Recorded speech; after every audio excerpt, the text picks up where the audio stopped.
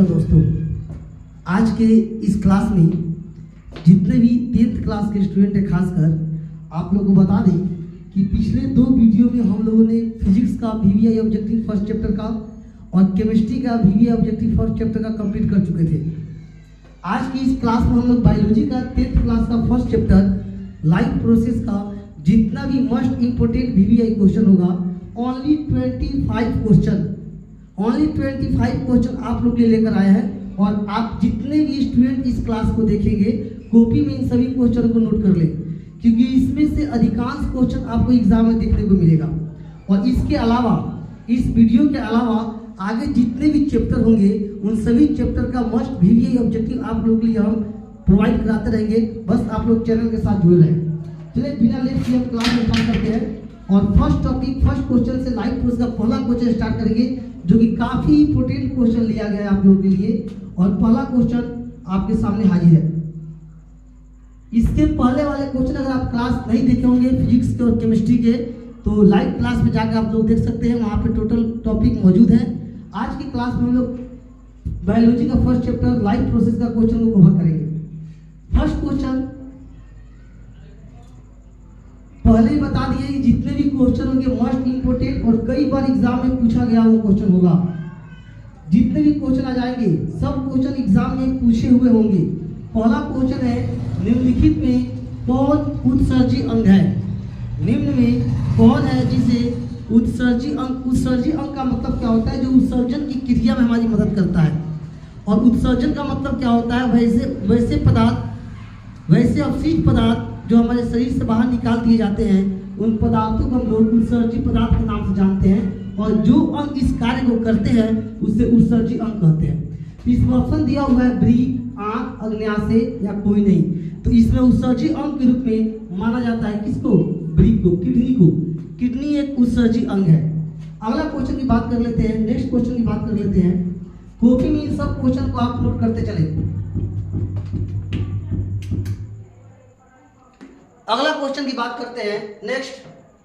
Next number question है, stomata पौधों के किस अंग में पाया जाता है? स्टोमाटा जो है पौधों के किस अंग में पाया जाता है? तो स्टोमाटा होता क्या है? पौधों में गैसों का आदान प्रदान करने के लिए पत्तियों में छोटे छोटे रंध्र पाए जाते हैं। उसी रंध्र को हम लोग स्टोमाटा बोलते हैं, जो ऑक्सीजन और कार्बन डाइऑक्साइड का परिवहन आदान प्रदान करते हैं। तो यहाँ पे स्टोमाटा कहाँ पाया जाएगा जी? तो स्टोमाटा पाए जाते हैं पत्तियों में। स्टोमाटा जो होते हैं पत्तियों में पाए जाते हैं। नेक्स्ट क्वेश्चन, टोटल 25 क्वेश्चन होंगे और इन 25 क्वेश्चन जितने भी क्वेश्चन बताए जाएंगे सब के सब काफी इंपोर्टेंट होंगे। अगला क्वेश्चन है, कूटपाद किसमें पाया जाता है? आप लोग पढ़े होंगे अमीबा। अमीबा जो होता है, अमीबा कूटपाद की रचना द्वारा अपना भोजन को ग्रहण करता है। अमीबा एक कोशिकीय जीव है। अमीबा जो होता है एक कोशिकीय जीव है और ये कूटपाद की रचना द्वारा अपने भोजन को ग्रहण कर पाता है। तो ये पूछ रहा है कूटपाद किसमें पाया जाता है? तो कूटपाद जो होता है वो पाया जाता है अमीबा में पाया जाता है। ऑप्शन नंबर बी इसका करेक्ट आंसर हो जाएगा। अगला नेक्स्ट क्वेश्चन देख लेते हैं लोग। अगला क्वेश्चन जो है, स्वपोषी पोषण के लिए आवश्यक क्या है? स्वपोषी पोषण का मतलब क्या होता है? यहाँ ध्यान दीजिए। पोषण जो होते हैं, पोषण थोड़ा सा इसको डिटेल जान लेते हैं लोग। न्यूट्रिशन की बात करते हैं हम। पोषण की अगर बात करते हैं तो पोषण क्या होता है? पोषण वह प्रक्रिया है जिसके द्वारा कोई भी जीव भोजन को ग्रहण करता है और उससे प्राप्त ऊर्जा का प्रयोग अपना वृद्धि और विकास के लिए करता है। वो प्रक्रिया पोषण कहलाती है, न्यूट्रिशन कहलाती है। ये पोषण 2 रूप में होते हैं। एक होते हैं स्वपोषण और दूसरे होते हैं परपोषण। स्वपोषण का मतलब होता है जो अपना भोजन खुद से बनाते हैं, और जो पौधे में स्वपोषण की क्रिया होती है उसे हम लोग स्वपोषी जीव बोलते हैं, अर्थात पेड़ पौधे। और परपोषण का मतलब होता है जो अपना भोजन खुद से नहीं बनाते हैं, किसी दूसरे पर आश्रित रहते हैं, वो होते हैं आपका परपोषण। ये परपोषण जो होते हैं 3 रूप में होते हैं। ये आप लोग को हम बायोलॉजी का फर्स्ट चैप्टर पढ़ा के वीडियो डाले हुए हैं, वहाँ से जाकर वो डिटेल में आप देख सकते हैं और पढ़ सकते हैं। परपोषण 3 रूप में होते हैं। एक होते हैं मृतजीवी पोषण, दूसरा होता है परजीवी पोषण और तीसरा होता है प्राणी संपोषण। 3 प्रकार के होते हैं। तो इसमें क्वेश्चन दिया हुआ है 100 पोर्शन के लिए। तो अगर 100 पोर्शन की प्रक्रिया होती है तो आपको क्लोरोफिल चाहिए, सूरज का प्रकाश चाहिए, दोनों का तो कम से कम होना चाहिए। सूरज का प्रकाश होना चाहिए, क्लोरोफिल की मात्रा होनी चाहिए, जल होना चाहिए, कार्बन डाइऑक्साइड होना चाहिए। ये तीन देखिए दिया हुआ है, क्लोरोफिल, सूर्य का प्रकाश और कार्बन डाइऑक्साइड, ये तीनों का तीनों 100 पोर्शन के लिए आवश्यक है। तो कुछ क्वेश्चन में दिया हुआ है 100 पोर्शन के लिए आवश्यक पदार्थ कौन से हो सकते हैं, ये तीनों का तीनों होंगे, अर्थात ऑप्शन नंबर डी हमारा करेक्ट आंसर होगा। सी सभी डी जो होगा इसका करेक्ट आंसर होगा। नेक्स्ट बढ़ जाते हैं अगला क्वेश्चन। अगला क्वेश्चन बात करते हैं इनमें से कौन प्रकाश संश्लेषी अंग है। एक होता है प्रकाश संश्लेषी अंगक, याद कर लीजिए इस बात को, अधिकांश बच्चे कंफ्यूज हो जाते हैं। एक पूछेगा अंगक, एक पूछेगा अंग। तो हरित लवक जो होता है, हरित लवक जो होता है इसे प्रकाश संश्लेषी अंगक बोलते हैं, और पत्ती जो होती है इसे प्रकाश संश्लेषी अंग बोलते हैं। इस हरित लवक को हम लोग पादप का एक और नाम जान लीजिए, पादप का रसोई घर कहा जाता है। हरित लवक को प्लांट्स का किचन बोलते हैं, हम लोग रसोई घर बोलते हैं, और ये हरित लवक को अंगक के नाम से भी जाना जाता है। लेकिन क्वेश्चन हमारा है इनमें कौन प्रकाश संश्लेषी अंग है। प्रकाश संश्लेषी अंग इसमें कौन सा है, तो प्रकाश संश्लेषी अंग इसमें होगा पत्ती, जो कि ऑप्शन नंबर ए हमारा एकदम करेक्ट आंसर होगा। पत्ती एकदम बिल्कुल राइट आंसर। अगला बात कर लेते हैं नेक्स्ट, नोट करते चलिएगा, समझते चलिएगा। 5 नंबर के बाद क्वेश्चन नंबर 6, खुला परिसंचन तंत्र किसमें पाया जाता है। तो आपको हम बता दें, खुला परिसंचन तंत्र जो होते हैं कीड़े मकोड़े में अधिकांशतः पाए जाते हैं। और यहाँ पर देखिए आप कॉकरोच जो होता है, कॉकरोच में खुला परिसंचन तंत्र, नोट कर लीजिए, खुला परिसंचन तंत्र किसमें पाया जाता है, कॉकरोच में खुला परिसंचन तंत्र पाया जाता है। नेक्स्ट की बात कर लेते हैं, पादप में फ्लोएम संवाहक होते हैं। चलिए पादप में हम उत्तक की बात करते हैं। पादप में कॉम्प्लिकेटिव टिश्यू जो होते हैं, अर्थात जटिल उत्तक जो होते हैं, 2 प्रकार के होते हैं। पादप में जटिल उत्तक 2 प्रकार के होते हैं, एक होते हैं जाइलम और दूसरे होते हैं फ्लोएम। एक होते हैं जाइलम और दूसरा होता है फ्लोएम। जाइलम का काम क्या है जी, जड़ के माध्यम से जमीन से खनिज लवण जल को लेकर आना, और फ्लोएम का क्या काम है, जो भोजन बनता है पेड़ पौधे में उसे पूरे पत्ती के पास, पूरे पौधों के पास, हर एक दिशा में चारों तरफ पहुंचा देना, फ्लोएम का काम है ये। तो पूछ रहा है पादप में फ्लोएम संवाहक होते हैं, क्या चीज को लेके जाते हैं जी, तो परिवहन तो करता ही है, साथ ही साथ राजधानी तो होगा कोई नहीं, अर्थात भोजन का संवाहक करता है, भोजन को ग्रहण करता है और भोजन को लेकर प्रत्येक पौधे के प्रत्येक हिस्सा में क्या कर देता है, फैला देता है, पहुंचा देता है। इसका ऑप्शन नंबर 1 हमारा करेक्ट आंसर हो जाएगा। अगला क्वेश्चन की बात कर लेते हैं। टाइम बहुत कम बच गया आपके एग्जाम का, ये मत सोचिए कि 8 महीना 9 महीना टाइम है तो आराम से पढ़ाई किया जाएगा। आप लोग के लिए हम जैसे हमको समय मिलता है आपके लिए जो भी क्लास हम लेके आते हैं, चाहे लाइव क्लास का हो या रिकॉर्डेड वीडियो, कोई जो भी क्लास लेके आते हैं मस्ट इंपोर्टेंट एग्जाम के व्यू से लेके आते हैं। मैथ का 1 से लेकर 5 तक टोटल चैप्टर ऑब्जेक्टिव के साथ पूरा पढ़ा दिया गया है, आप लोग जाकर लाइव क्लास की लिस्ट में पूरा देख सकते हैं। ट्रिगोनोमेट्री हम पिछला साल टोटल 10th क्लास का जितने मैथ के टॉपिक है वो पूरा पढ़ाई कंप्लीट कर दिया गया है, E to Z पढ़ा दिए हैं। फिर भी इस साल जो स्टूडेंट 10th क्लास में है उन लोगों के लिए फर्स्ट 1 से लेकर जनवरी में स्टार्ट किए, 1 से लेकर कहाँ तक 5 तक ऑब्जेक्टिव पूरा कंप्लीट पढ़ा दिया गया, पूरा डिटेल के साथ। तो जो स्टूडेंट क्लास को देख रहे हो और वो जो तैयारी करना चाहते हो वो जाकर क्लास के लिस्ट में, लाइव क्लास की वीडियो की लिस्ट में जाए और वहाँ के टोटल क्लास को एक बार रिवाइज कर ले, पढ़ ले, क्योंकि ऑब्जेक्टिव आपके एग्जाम में 100 पूछे जाते हैं, उसमें 50 नंबर ऑब्जेक्टिव बहुत मायने रखता है। एक ऑब्जेक्टिव अगर गलत होने से 1 नंबर आपका कट हो जाएगा, इसलिए ऑब्जेक्टिव पर फोकस करिए, ध्यान से पढ़े ऑब्जेक्टिव को, और एक क्वेश्चन को 2 बार 3 बार पढ़ने के बाद आंसर लगाए। हड़बड़ा कर कोई आंसर नहीं दिया जाता है, नहीं तो अधिकांश बच्चे क्या करते हैं, हड़बड़ी में क्वेश्चन आंसर देते हैं, आया हुआ आंसर उनसे गलती हो जाता है, बाद में उनको अफसोस होता है। जो क्वेश्चन वो बनाए रहते हैं उनको गलत हो जाता है। दिया हुआ मछली के हृदय में कोष्ठकों की संख्या कितनी होती है, तो मछली के हृदय में अगर हम अपने इंसान की बात करें, हम अपने शरीर की बात करें, तो इंसान के शरीर में कोष्ठक होते हैं 4, दाया अलिंद, बाया अलिंद, दाया निलय और बाया निलय, 4 प्रकार के कोष्ठक पाए जाते हैं। अगर हम स्तनधारी की बात करें, जो रेंग के चलते हैं उनकी बात करें, उनमें 3 कोष्ठक पाए जाते हैं। अलिंद जो होते हैं 2 पार्ट में बटे होते हैं, और निलय जो होते हैं बस एक सिंगल पार्ट में होते हैं। लेकिन अगर हम मछली की बात करें तो मछली में 2 ही कोष्ठक होते हैं, एक ऊपर और एक नीचे, एक अलिंद और एक नीला है। तो यहाँ पूछ रहा है मछली के हृदय में कितने कोष्ठक पाए जाते हैं, तो मछली के हृदय में 3। तो यहाँ पर टोटल देख लीजिए। पहला बात, अगर हम उभयचर की बात करते हैं या फिर सांप की बात करते हैं, सिंपल सी बात कर लेते हैं, तो इसमें 3 कोष्ठक पाए जाएंगे। स्तनधारी की बात करते हैं तो इसमें लगभग 4 कोष्ठक पाए जाते हैं, और मछली की बात करते हैं तो इसमें कितने कोष्ठक पाए जाते हैं जी, 2 कोष्ठक पाए जाते हैं। चेम्बर जिसको लोग बोलते हैं चेम्बर। नेक्स्ट बढ़ते हैं अगला। जब 3 पर टिक लग गया जिस, यहाँ ऑप्शन नंबर बी होगा 2। मछली में कितने कोष्ठक पाए जाते हैं, 2, 3 नहीं होगा, 2 कोष्ठक पाए जाते हैं मछली के अंदर। अगला क्वेश्चन बात करते हैं नेक्स्ट। ये हो गया आपका 8 नंबर। 9 नंबर क्वेश्चन देखिए। क्वेश्चन नंबर 9, रक्त को थक्का बनाने में कौन सहायक होता है। रक्त को थक्का बनाने में डिटेल भी जानते चलिएगा, समझते चलिएगा ताकि दिक्कत ना हो। अब बात आया रक्त का, ब्लड का बात आया, तो ब्लड में सबसे पहले बात आपको बता दें, एक आरबीसी दिया हुआ है, यहाँ पे डब्ल्यूबीसी दिया हुआ है, थ्रोम्बोसाइट दिया हुआ है और कोई नहीं दिया हुआ है। इस आरबीसी को हम इरिथ्रोसाइट भी बोलते हैं, इरिथ्रोसाइट कहा जाता है। आरबीसी का जीवन काल 120 दिन तक का होता है। आरबीसी का कब्र प्लीहा को कहा जाता है। ये कम से कम इतना आप एक आरबीसी के बारे में नॉलेज रखिएगा। आरबीसी का मेन काम क्या है, ये ऑक्सीजन का परिवहन करता है। अगर हम डब्ल्यूबीसी की बात करें तो डब्ल्यूबीसी का ल्यूकोसाइट होता है, ल्यूकोसाइट इसका नाम होता है डब्ल्यूबीसी का। डब्ल्यूबीसी का जीवन काल लगभग 20 दिन तक का होता है डब्ल्यूबीसी का, और इसका मेन काम क्या है, ये शरीर में प्रतिजीवी का काम करता है, मतलब हमारी सुरक्षा का काम करता है। थ्रोम्बोसाइट क्या होता है, प्लेटलेट्स का जीवन काल लगभग 7 दिन तक का होता है। इससे हम लोग बिम्बाणु के नाम से भी जानते हैं, बिम्बाणु। इससे हम लोग पट्टिकाणु के नाम से भी जानते हैं ये थ्रोम्बोसाइट को, और इससे हम लोग प्लेटलेट्स के नाम से भी जानते हैं। 3-4 जितने नाम होते हैं सब मैंने बताया।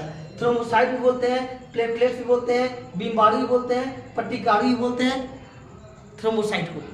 अब ये थ्रोम्बोसाइट क्या करता है, ब्लड को जमाने का काम करता है। पूछ रहा है क्वेश्चन में, खून को थक्का बनाने में कौन सहायक होता है, तो ये थ्रोम्बोसाइट जो होता है किसकी सहायता से खून को जमा देता है, ये भी जान लीजिए। थ्रोम्बोसाइट जो होता है ये 2 प्रोटीन निकालता है, प्रोथ्रोम्बिन ये नहीं निकालता, मतलब इसके साथ मिलते हैं प्रोथ्रोम्बिन जो प्लाज्मा का पार्ट होते हैं, प्रोथ्रोम्बिन और फाइब्रिनोजन,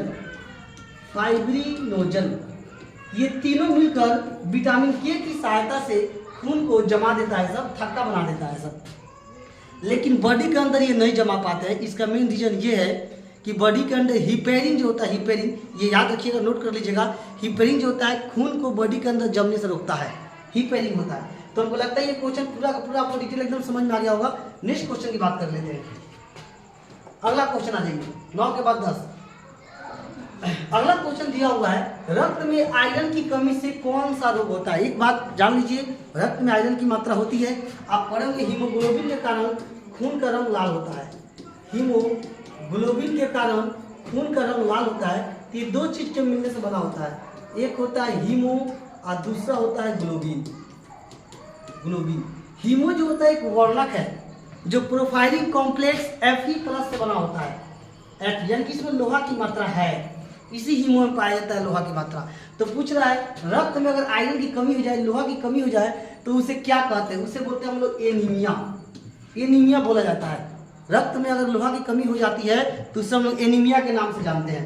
चलिए नेक्स्ट क्वेश्चन की बात कर लेते हैं। अगला 11 नंबर क्वेश्चन की बात कर लेते हैं। जठर ग्रंथि कहाँ पाई जाती है। जठर ग्रंथि जो होती है हमारे अमाशय में पाई जाती है,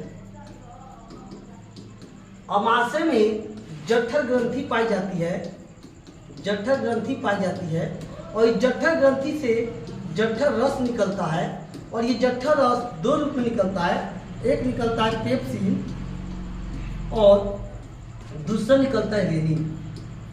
पेप्सिन और रेनिन, पेप्सिन जो होता है प्रोटीन को पेप्टोन में बदलने का काम करता है, और रेनिन जो होता है वसा को वसीय अम्ल में बदलने का काम करता है। तो क्वेश्चन हमारा था जठर ग्रंथि कहाँ पाई जाती है, तो जठर ग्रंथि पहला बात ब्रीफ में तो होगा नहीं, आँख में तो होगा नहीं, अग्न्याशय में तो होता नहीं है। अग्न्याशय में लैक्ट नामक एंजाइम निकलता है, याद रखिएगा, लाइपेज, एमाइलेज और ट्रिप्सिन, ये भी याद रखिएगा। हम अग्न्याशय जो एंजाइम निकलते हैं LET, लैट एंजाइम निकलते हैं, लाइपेज, एमाइलेज और ट्रिप्सिन निकलता है अग्न्याशय से।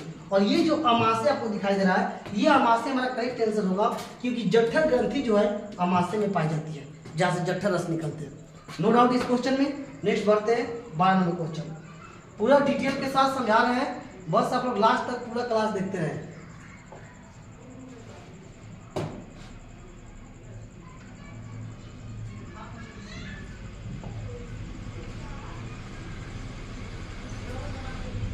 चलिए देखिए, क्वेश्चन दिया हुआ है क्लोरोफिल के वर्णन का रंग होता है। क्लोरोफिल कैसा होता है जी? क्लोरोफिल सब छोटे छोटे बच्चे भी जानते हैं इस बात को। क्लोरोफिल के कारण ही पत्तियों का रंग हरा होता है। क्लोरोफिल के चलते पत्तियों का रंग हरा होता है। तो पूछ रहा है क्लोरोफिल का वर्ण का रंग कैसा होता है? क्लोरोफिल के वर्ण का रंग हरा हो जाता है। अगला क्वेश्चन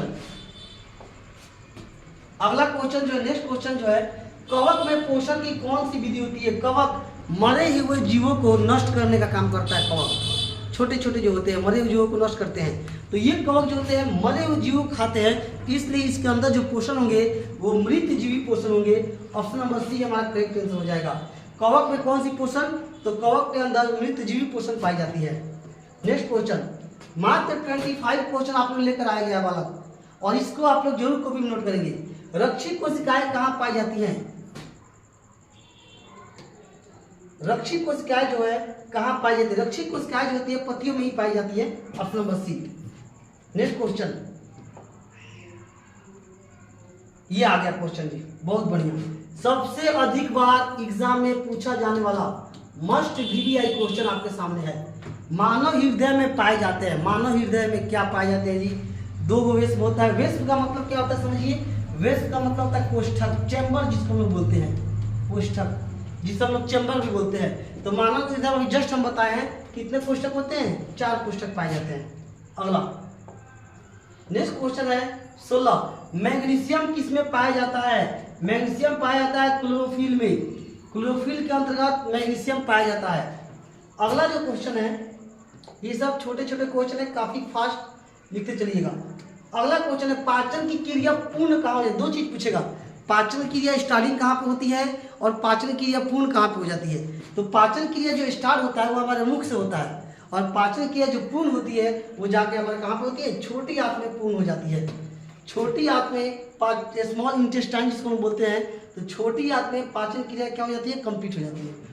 अगला बात कर लेते हैं नेक्स्ट 18, मानव शरीर की सबसे बड़ी ग्रंथि किसे बोलते हैं? मानव शरीर की सबसे बड़ी ग्रंथि लीवर को बोलते हैं, इसको हम लोग यकृत भी कहते हैं।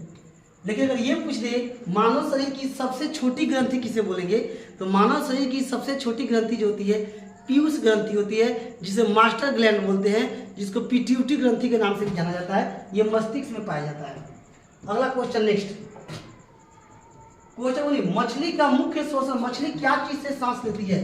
तो मछली का जो मुख्य श्वसन अंग होता है, मछली का मुख्य श्वसन अंग गिल्स होता है, गल्फर जिसको बोलते हैं। गल्फर से मछली सांस लेती है, गिल्स। नेक्स्ट क्वेश्चन जो है, चलिए बहुत कम टाइम में हमने आपको 25 क्वेश्चन कंप्लीट कराया। प्रकाश संश्लेषण कब होता है? तो प्रकाश संश्लेषण के लिए सूरज का प्रकाश चाहिए, कार्बन डाइऑक्साइड चाहिए, जल चाहिए, ये तीनों भी जस्ट आपको हमने बताया है। तो प्रकाश संश्लेषण कब होगा जी? दिन सूरज का तो प्रकाश संश्लेषण होती है। स्टार्टिंग में ही क्लास स्टार्टिंग हुआ तभी आपको हम बताए हैं, पत्तियों में गैसों का जो आदान प्रदान हरे पौधे चलिए इस पूरे परिस्थिति को करने के लिए चीजों का उत्पादन, उपभोक्ता और घटक। उत्पाद का मतलब पेड़ पौधे, उपभोक्ता जो खाते हैं, और घटक मतलब जो मरे हुए जीव हैं वो घटक हैं। तो सारे पेड़ पौधे हैं, इन्हें हम लोग उत्पादक जानते हैं, उत्पादक आता है।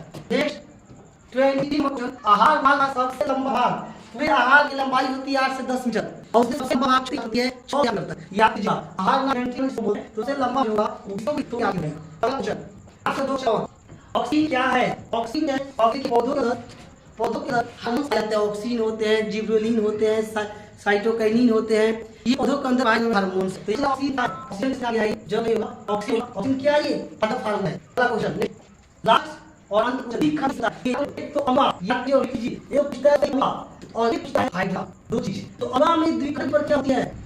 द्विखंड की क्या होती है, और हाइड्रा होता है मूलन की प्रक्रिया होती है। दो बात को समझिए, मूलन की प्रक्रिया और हाइड्रा में मूलन की प्रक्रिया होती है। हम लोगों ने क्लास में 25 कंप्लीट किए और आप समझ टॉपिक था उसको यहाँ पर दिया। अगला क्लास बहुत लेके आएंगे आपके लिए और इसी का जो 25 से जब मिला इस क्वेश्चन आपके पेपर मिलेगा क्लास फर्स्ट चैप्टर में इस क्वेश्चन का पकड़ ले और ज्यादा सके चैनल दुनिया की आपको टॉपिक पढ़ाए कि एग्जाम से रिलेटेड बहुत वीडियो पढ़ा जाएगा और जितने आपके दोस्त सब जगह वीडियो शेयर करें। चलिए हम लोग क्लास का के आप ले नई वीडियो का तब तक सब की सुधार।